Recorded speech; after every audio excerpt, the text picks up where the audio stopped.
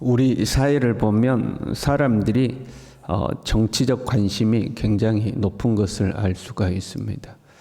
제가 살아오면서 물론 이제 우리 기억의 오류일 수도 있는데요.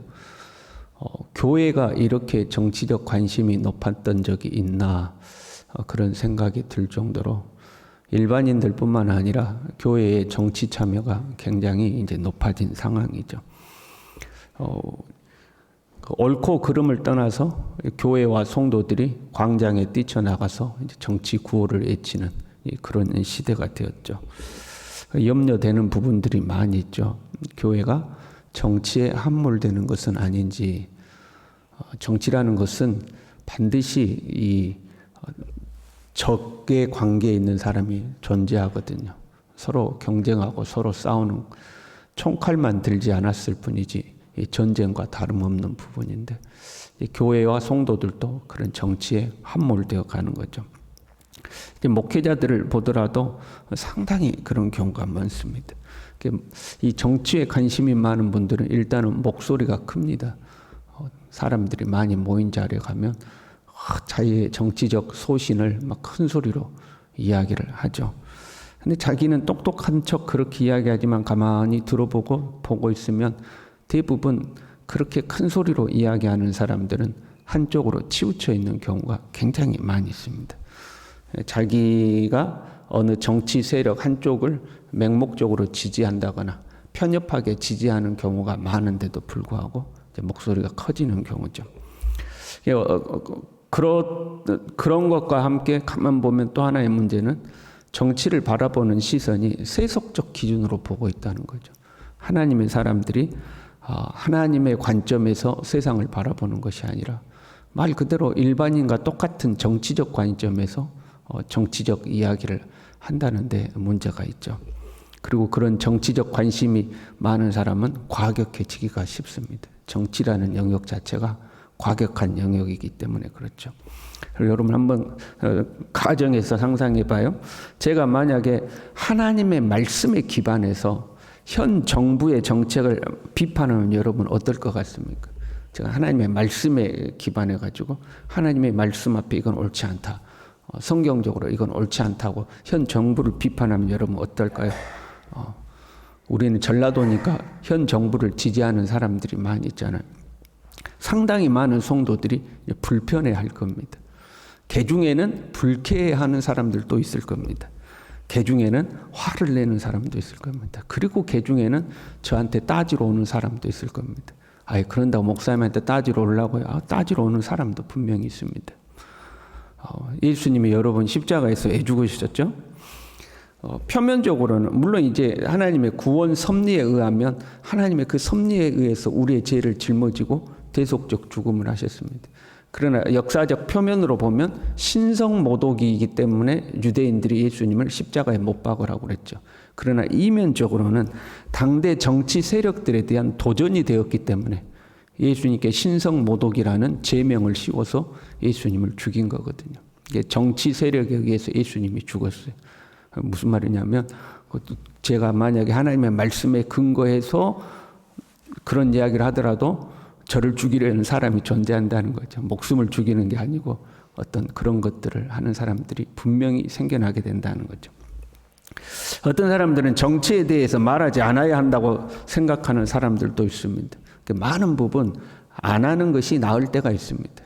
말해봐야 바뀌지도 않을 뿐더러 사람들은 쉽게 정치적 성향을 바꾸지 않아요.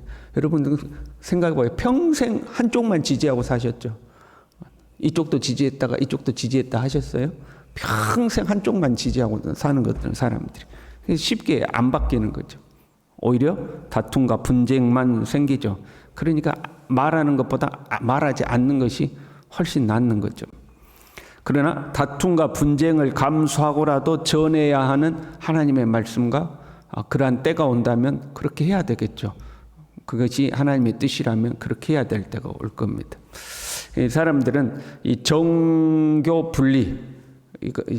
분리이기 때문에 교회에서는 정치 이야기를 하면 안 된다 그렇게 생각하죠. 그러나 정교 분리란 정치가 종교를 간섭해서는 안 된다 그런 의미입니다.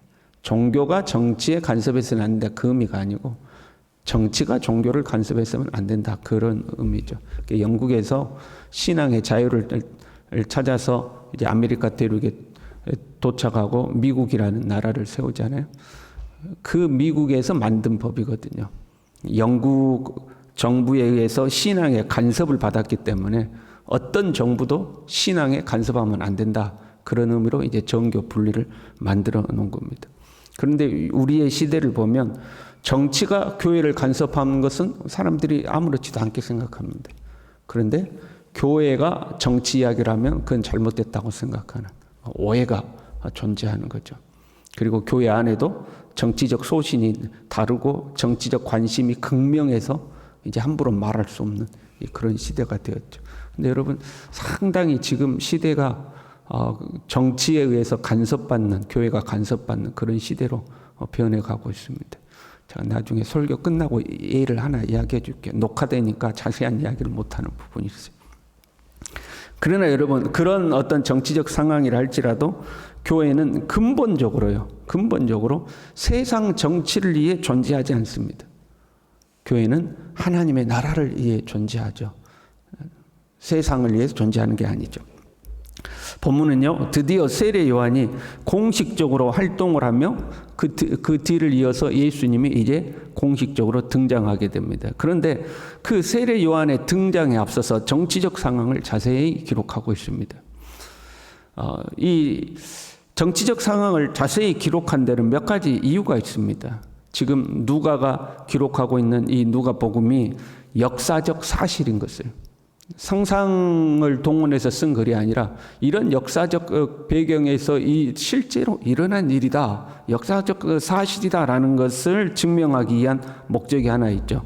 또한 그 시대적 배경을 설명하는 거죠. 정치적으로나 종교적으로나 어두웠던 시절에 세례 요한이 등장했고 그 뒤를 이어서 예수 그리스도가 이 땅에 오셨다 하는 것을 설명하기 위해서 정치적이고 종교적 배경을 이제 설명을 하는 거죠. 그리고 또 하나의 이유가 존재하고 있습니다. 1절에요.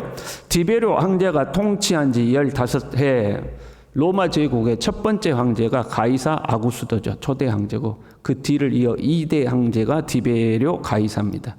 2대 황제가 된 지 15년 되던 해다 하는 거죠. 헤롯 대왕의 아들 아켈라우스가 AD 6년에 폐위가 돼요. 그러니까 예수님이 태어나셨을 때 아이들을 다 죽이려고 했던 헤롯이 헤롯 대왕입니다. 헤롯 대왕이고 그 헤롯 대왕의 뒤를 이어서 아켈라오가 왕을 물려받지만 폐위됩니다. 그리고 그 뒤로는 이 예루살렘 이스라엘 지역을 4개 지역으로 나눕니다. 그래서 4개 지역에 각각의 통치자를 세우는데 그걸 분봉왕이라고 부르는 거죠. 분리시켜서 이제 왕을 세우는 거죠. 그 중에 한 지역은 로마 관리가 통치를 하고 3개 지역만 이 분봉왕들이 다스립니다. 유대 지역을 다스렸던 총독이 우리가 잘 알고 있는 빌라도죠.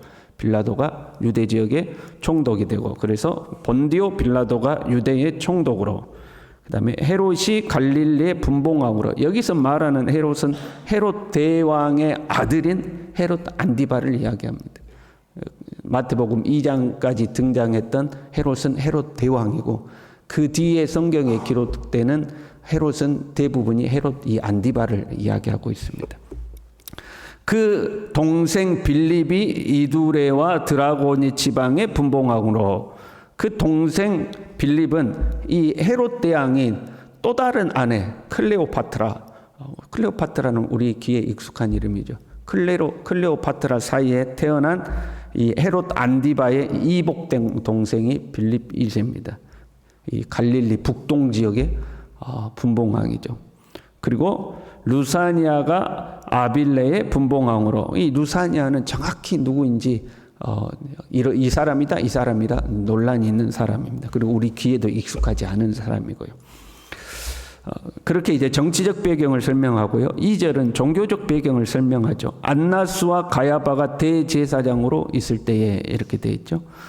안나스는 AD 6년에서 15년까지 대제사장을 했는데, 대제사장은 그 종교적 영역에서 제사장 중에 대제사장이 되는 거잖아요. 그런데 이 로마 총독에 의해서 대제사장이 임명이 됩니다. 나라가 참 힘이 없던 시절인 거죠. 총독에 의해서 이 안나스가 제사장이 되는데 나중에 다시 로마에 의해서 해임됩니다. 그 뒤를 위해서 안나스의 아들이라든가 주변의 몇몇 사람들이 대제사장직을 승계하는데 시원치 않았어요. 그리고 결국 누가 됐냐면 이 안나스의 사위인 가야바가 승계를 합니다. 그래서 AD 18년에서 36년까지 대제사장을 합니다. 그런데 본문의 말씀에는 둘 다 안나스와 가야바가 대제사장으로 있을 때에 이렇게 기록을 하고 있잖아요. 이 안나스가 자리에서 물러났지만 실제적인 영향력은 이 안나스가 가지고 있었습니다. 그래서 두 사람을 다 대제사장으로 기록하고 있죠.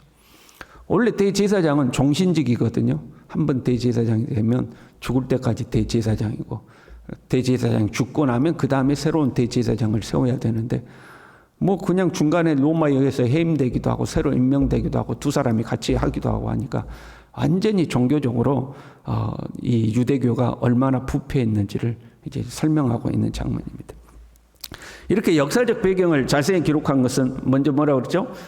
지금의 이 기록이 역사적 사실이다라는 것을 알려주고 어떤 배경 속에서 세례 요한이 등장했는가 이것 또한 알려주고 있는 말씀이죠. 그리고 또 한 가지 이유가 있다고 그랬잖아요. 지금 이제 역사적 배경과 함께 세례 요한이 등장하는데 19절로 가면요. 분봉왕 헤롯은 그의 동생의 아내 헤로디아의 일과 또 자기가 행한 모든 악한 일로 말미암아 요한에게 책망을 받고 그 이에 한 가지 악을 더하여 요한을 옥에 가두니라. 등장이 역사적 배경을 기록하고 요한이 등장해서 예수님의 길을 예비하고 그 다음에 요한이 역사 속으로 사라지는데 그 이 정치적 상황에 의해서 요한이 죽게 됩니다. 정치적 상황과 요한의 죽음이 무관하지 않다 하는 거죠. 헤롯의 이복 동생 빌립 2세의 아내를 이 헤롯 안디바가 빼앗아 가지고 자기 아내를 삼습니다. 이게 완전히 콩가루 집안이에요. 헤로디아라는 여인이거든요. 헤롯 대왕에게서 헤롯 안디바가 태어나고 배다른 동생 빌립이 태어났잖아요. 또 거기에 또 배다른 동생이 한 명이 또 있어요. 이 헤로디아는 그 배다른 동생의 딸입니다. 배다른 동생의 딸을 빌립이 자기 아내로 삼았어요. 그런데 그 아내를 누가 또 빼앗아 간가요? 또 배다른 형이 그 동생의 마누라를 또 복잡하죠. 완전히 콩가루 집안입니다. 그런 일이 있었던 거예요. 그러니까 요한이 이 사실에 대하여 침묵하지 않고 헤롯을 책망합니다. 하나님 앞에 옳지 않다 하고 책망하죠. 그랬더니 이 요한의 입을 막기 위하여 요한을 옥에 가둬버리고 나중에 헤로디아의 계략에 의해서 요한이 목이 잘려서 참수당하여 순교하는 일이 생기죠. 헤롯의 죽음이 아니 요한의 죽음이 이 정치적 상황과 무관하지 않고 또한 요한의 이 죽음의 원인이었던 것이 요한의 정치 참여에 의해서 죽음을 당한 그런 상황이기 때문에 정치적 배경을 자세히 기록하고 있습니다. 여러분, 하나님의 교회는요, 역사적 상황, 정치적 상황과 전혀 무관하지가 않습니다. 역사 상황과 정치 상황과 따로 떨어져서 하나님의 교회만 독립적으로 존재하는 것이 아니다 하는 거죠. 성경에 하면 이 시대에 어느 시대가 되면 교회가 핍박받는 시대가 와요. 극한 핍박의 때, 환난의 때가 찾아올 겁니다. 그러면 그 핍박의 때는 정치와 무관한 핍박의 시대가 아니다 이 말이죠. 정치적으로 아무 상관없이 어떤 미친 사람들이 등장해서 교회를 질받고 성도들을 핍박하고 그런 게 아니다 이 말이죠. 정치적 배경과 상황에 의해서 교회를 핍박하는 것이 정당화되고 합리화되는 시대가 올 거다 하는 거죠. 그 시대에 우리는 믿음을 지킬 것인가 아니면 적당히 그런 상황과 타협할 것인가에 대해서 선택의 갈림길에 놓이게 되는 거죠. 그럼에도 불구하고요, 여러분, 그럼에도 불구하고 요한이 그런 정치적 상황에 의해서 순교했음에도 불구하고 요한의 사역의 초점은 예수님의 오심을 예비하는 것이었습니다. 요한은요, 제사함을 받게 하는 회개의 세례를 전파하며 자신의 뒤를 이어서 성령과 불로 세례를 베푸실 분이 오실 것을 전파한 거죠. 그게 요한 사역의 핵심이었다 하는 거죠.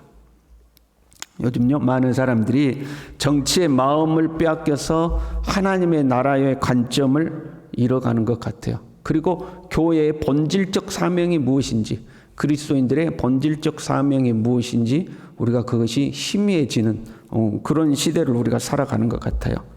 정치를 바짝 차려야 되겠죠. 하나님의 교회와 하나님의 백성들이 이 땅에 왜 존재하는가? 하나님의 나라를 위하여서, 예수 그리스도를 위하여 존재한다. 우리가 이것을 절대 잊어버리지 말고 새 속에 의해서 흔들려서는 안 되는 거죠. 오늘 하루도 주님의 나라를 위해 살아가는 우리 모두 될 수 있기를 바랍니다. 기도하겠습니다. 하나님 아버지, 세상의 변화 속에서 주님의 교회와 주의 백성들이 하나님 이런저런 혼란과 혼동과 때로는 갈등을 겪습니다. 성령님, 우리를 가르쳐 주셔서 주님의 뜻이 무엇인가를 잘 분별하고 우리의 평생을 다하여서 하나님의 나라를 위하여, 예수 그리스도를 위하여 살아가는 진정한 하나님의 백성들이 될 수 있도록 우리 모두를 붙들어 주시옵소서. 예수님의 이름으로 기도 올리옵나이다. 아멘.